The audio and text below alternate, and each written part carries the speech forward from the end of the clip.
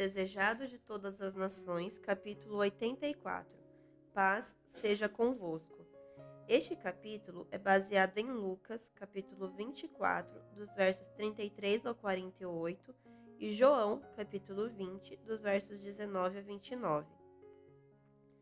Chegando a Jerusalém, os 2 discípulos entram pela porta oriental, aberta à noite em ocasião de festas. As casas estão escuras e silenciosas, mas os viajantes seguem seu caminho por entre as estreitas ruas, à luz da lua que vem surgindo. Vão ao cenáculo onde Jesus passara as primeiras horas da última noite, antes de sua morte. Ali sabem que hão de encontrar a seus irmãos. Tarde embora, sabem que os discípulos não dormirão, enquanto não tiverem a certeza do que aconteceu ao corpo de seu Senhor. Encontram a porta da câmara fechada à trave, por segurança. Batem pedindo entrada, mas nenhuma resposta, tudo quieto. Dão então seu nome.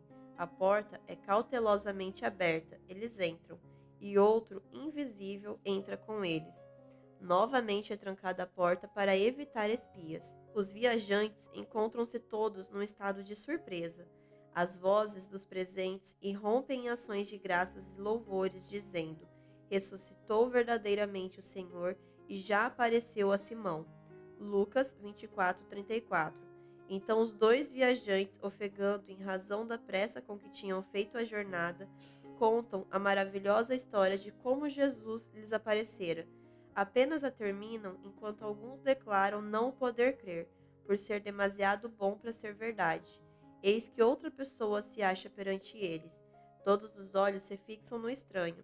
Ninguém batera pedindo entrada. Nenhuma pisada fora ouvida. Os discípulos sobressaltam-se e cogitam que quererá isso dizer. Ouvem então uma voz que não é outra senão a do Mestre. Claras e distintas soam-lhes as palavras saídas de seus lábios: paz seja convosco. E eles, espantados e atemorizados, pensavam que viam algum espírito. E ele lhes disse: por que estáis perturbados e por que sobem tais pensamentos aos vossos corações?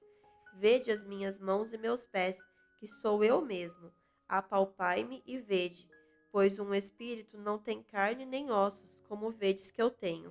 E dizendo isto, mostrou-lhes as mãos e os pés. Lucas 24, dos versos 36 ao 40. Olham as mãos e aos pés feridos pelos cruéis cravos. Reconhecem-lhe a voz, diversa de qualquer outra que já tenham ouvido, e não o crendo eles ainda por causa da alegria, e estando maravilhados, disse-lhes: tendes aqui alguma coisa que comer? Então eles apresentaram-lhe parte de um peixe assado e um favo de mel, o que ele tomou e comeu diante deles. Lucas 24, versos 41 e 42. De sorte que os discípulos se alegraram vendo o Senhor. A fé e o júbilo substituíram a incredulidade, e possuídos de sentimentos que as palavras não logram exprimir, reconheceram e confessaram o seu Salvador ressuscitado. Por ocasião do nascimento de Jesus, os anjos anunciaram paz na terra e boa vontade para com os homens. E agora, em sua primeira aparição aos discípulos, depois de ressurgido, o Salvador a eles se dirige com as benditas palavras: paz seja convosco. Lucas 24:36. Jesus está sempre pronto a comunicar paz às almas carregadas de dúvidas e temores. Espera que lhes abramos a porta do coração, convidando: fica conosco. Ele diz: eis que estou à porta e bato. Se alguém ouvir a minha voz e abrir a porta, entrarei em sua casa e com ele cearei e ele comigo. Apocalipse 3:20. A ressurreição de Cristo foi um modelo da final ressurreição de todos quantos nele dormem. O semblante do Salvador ressuscitado, sua maneira, sua linguagem, tudo era familiar aos discípulos. Como Jesus ressurgiu dos mortos, assim hão de ressuscitar os que nele dormem. Reconheceremos os nossos amigos, da mesma maneira que os discípulos a Jesus.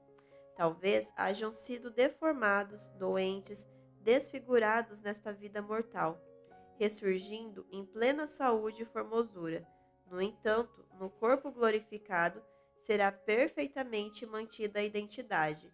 Então conheceremos assim como também somos conhecidos. 1 Coríntios 13:12. No rosto glorioso da luz que irradia da face de Cristo, reconheceremos os traços daqueles que amamos. Quando Jesus se encontrou com os discípulos, relembrou-lhes as palavras que lhes dissera antes de sua morte, de que se deviam cumprir todas as coisas que a seu respeito estavam escritas na lei de Moisés, nos profetas e nos salmos. Então abriu-lhes o entendimento para compreenderem as Escrituras, e disse-lhes: Assim está escrito, e assim convinha que o Cristo padecesse, e ao terceiro dia ressuscitasse dos mortos, e em seu nome se pregasse o arrependimento e a remissão dos pecados, em todas as nações, começando por Jerusalém. E destas coisas sois vós testemunhas. Lucas 24, dos versos 46 a 48. Os discípulos começaram a perceber a natureza e a extensão de sua obra. Deviam proclamar ao mundo as maravilhosas verdades que Cristo lhes confiara, os acontecimentos de sua vida, morte e ressurreição, as profecias que indicavam esses acontecimentos, a santidade da lei divina, os mistérios do plano da salvação, o poder de Jesus para a remissão dos pecados. De todas essas coisas eram eles testemunhas e deviam dá-las a conhecer ao mundo. Deviam proclamar o evangelho de paz e salvação mediante o arrependimento e o poder do Salvador. E havendo dito isto, assoprou sobre eles e disse-lhes: Recebei o Espírito Santo. Aqueles a quem perdoardes os pecados lhes são perdoados, e aqueles a quem retiverdes lhes são retidos. João 20, versos 22 e 23. O Espírito Santo não se manifestara ainda plenamente, pois Cristo ainda não fora glorificado. A mais abundante comunicação do Espírito não se verificou senão depois da ascensão de Cristo. Enquanto não houvesse sido recebido, os discípulos não podiam cumprir a missão de pregar o Evangelho ao mundo, mas o Espírito foi agora dado para um fim especial. Antes de os discípulos poderem cumprir seus deveres oficiais em relação com a Igreja, Cristo soprou sobre eles seu Espírito. Estava-lhes confiando um santíssimo legado e desejava impressioná-los com o fato de que, sem o Espírito Santo, não se podia realizar esta obra. O Espírito Santo é o sopro da vida espiritual na alma. A comunicação do Espírito é a transmissão da vida de Cristo. Reveste o que o recebe com os atributos de Cristo. Unicamente os que são assim ensinados por Deus, os que possuem a operação interior do Espírito e em cuja vida se manifesta a vida de Cristo, devem se colocar como homens representativos para servir em favor da Igreja. Aqueles a quem perdoardes os pecados, disse-lhes Cristo, são perdoados, e aqueles a quem os retiverdes lhes são retidos. João 20, 23.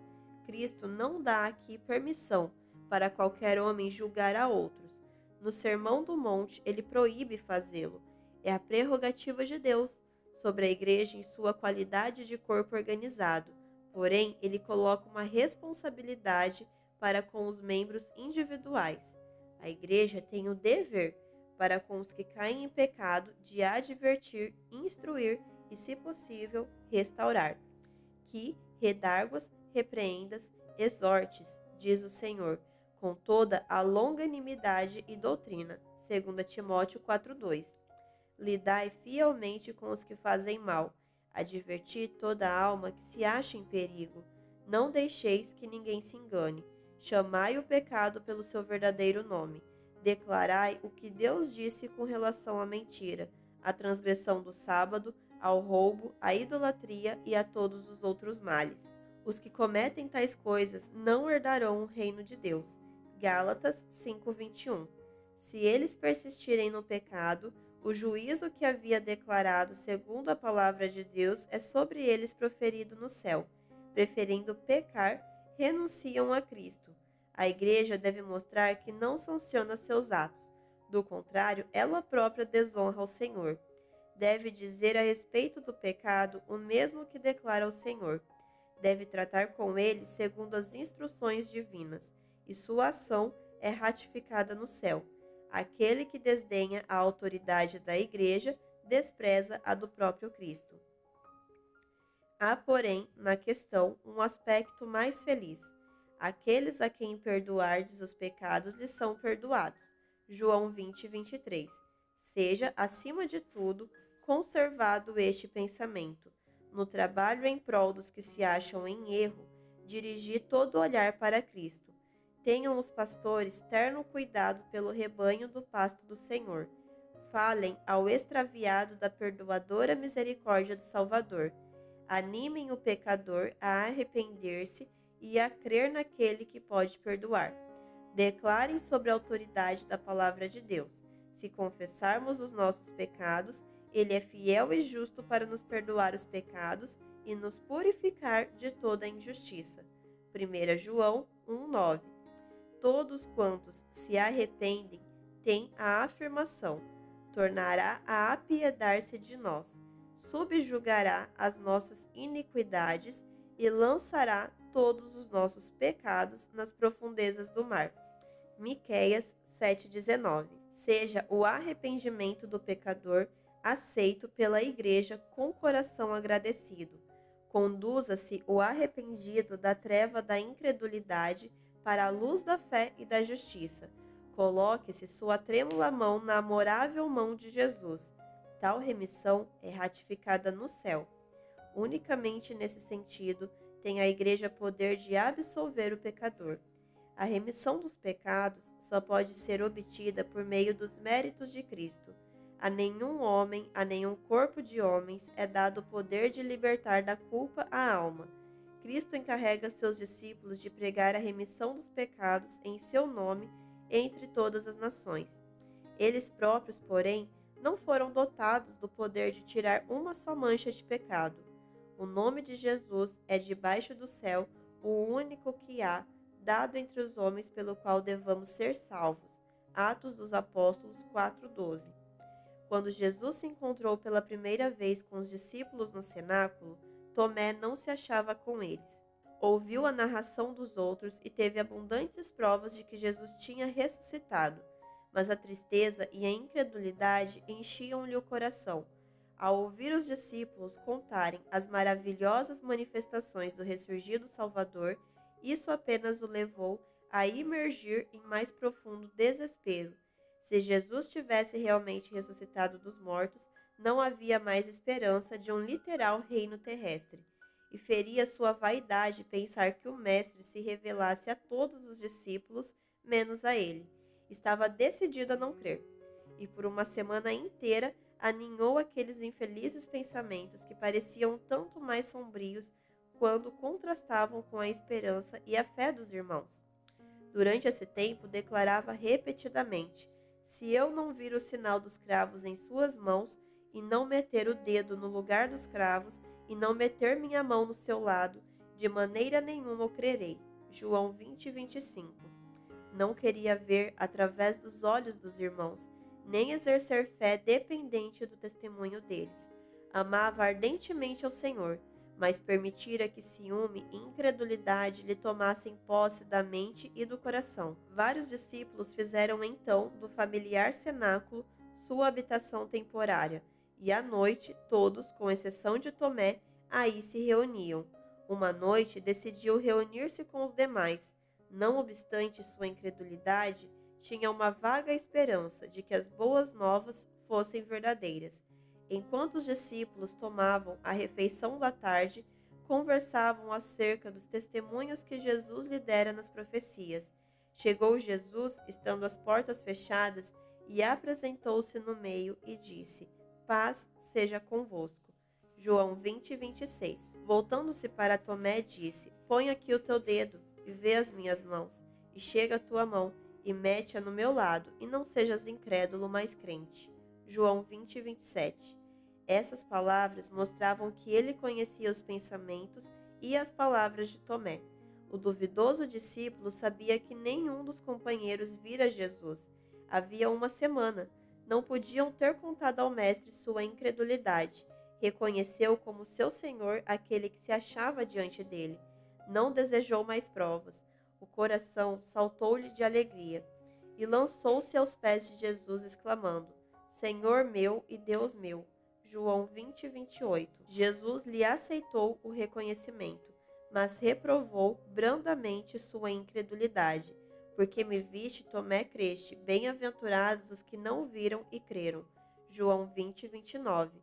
A fé de Tomé teria sido mais agradável a Cristo se ele tivesse sido pronto a crer pelo testemunho de seus irmãos. Seguisse hoje o mundo o exemplo de Tomé, e ninguém haveria de crer para a salvação, pois todos quantos recebem a Cristo devem fazê-lo mediante o testemunho de outros.